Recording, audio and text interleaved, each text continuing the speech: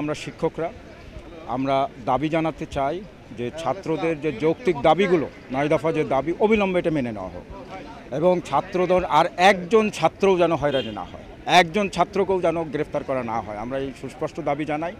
যদি পরিস্থিতি এরকম হয় আমরা বসে থাকবো না। আমরা শহীদ জোহার উত্তরসূরি, আমরা এই প্রোগ্রাম কঠিন থেকে কঠিনতর করব।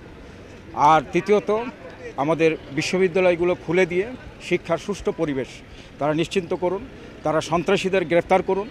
সন্ত্রাসীরা যেভাবে হল দখল করে রেখেছিল এই হলগুলো অবমুক্ত করে সাধারণ ছাত্রদের জন্য মেধার ভিত্তিতে এগুলো বন্টন হোক। আদালতের রায় হয়েছে মেধার ভিত্তিতে চাকরি হবে, মেধার ভিত্তিতে বিশ্ববিদ্যালয় হলগুলোতে থাকবে, এটাই আমাদের দাবি। দেশ শাটডাউন ছিল, ইন্টারনেট বন্ধ, সব কিছু বন্ধ, দেশকে যেভাবে অচল করে রাখা হয়েছিল আমাদের প্ল্যান অনেক আগে থেকেই ছিল, কিন্তু আমরা যখনই স্পেস পাচ্ছি পেয়ে গেছি তখন থেকেই আমরা নামতেছি। এবং আপনি যেটা বললেন যে আসলে শিক্ষকদের এই ছাত্রছাত্রীদের আন্দোলন শেষের দিকে, আমি মনে করি তাদের আন্দোলন এখনও শেষের দিকে না।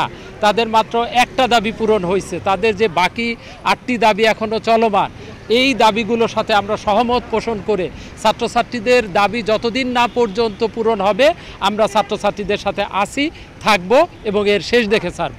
এত সাধারণ ছাত্র এবং ছাত্রের বাইরেও কিছু নিষ্পাপ শিশু মারা গেছে, আপনারা সবাই দেখেছেন এবং বিভিন্নভাবে জানতে পেরেছেন। কাজে এত মৃত্যুর পরে দাঁড়িয়ে আসলে আজকে ছাত্রদের যে আন্দোলন, আমরা তার সাথে একাত্মতা ঘোষণা করছি। সাধারণ ছাত্রদের যে দাবি দেওয়া, কোটা সংস্কার ভিত্তিক তাদের যে আন্দোলন শুরু হয়েছিল প্রথমে 1 দফা আন্দোলন থেকে, তারা এখন 9 দফা দাবি চাইছে সরকারের কাছে।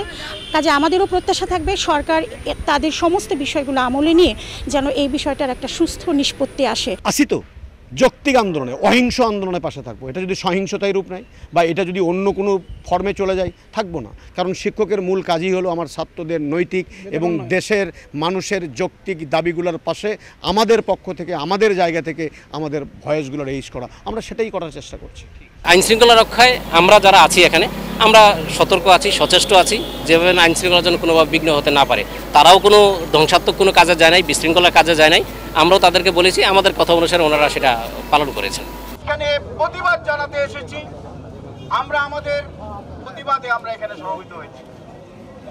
সম্মানিত উপস্থিতি, আজকে শত শত শহীদের রক্তের উপরে ওখানে দাঁড়াতে বাধ্য হয়েছি। শুধু নয়, আমরা এই ফ্যাসিবাদের এই